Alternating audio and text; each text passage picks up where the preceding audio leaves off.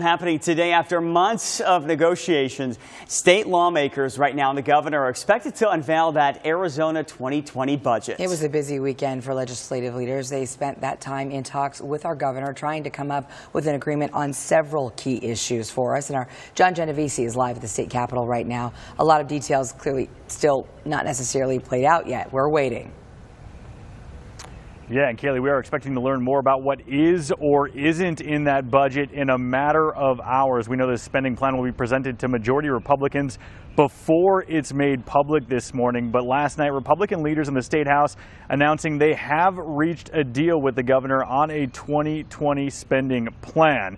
Now, Democrats were not involved in those negotiations. And back in January, the governor proposed an $11.4 billion budget that would devote $1 billion surplus to state reserves and education funding. Still, some lawmakers vowed not to sign off on any budget deal unless other issues were addressed, including an extension of the statute of limitations for child sex crime victims to come forward and file suit.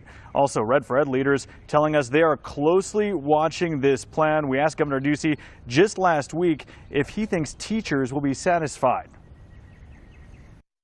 We're going to make certain that the 20 by 2020 pay raise is completed, and we're going to make sure that we have dollars over and above inflation, which I think I rolled out in January, and we're going to continue to get dollars into our K-12 education system.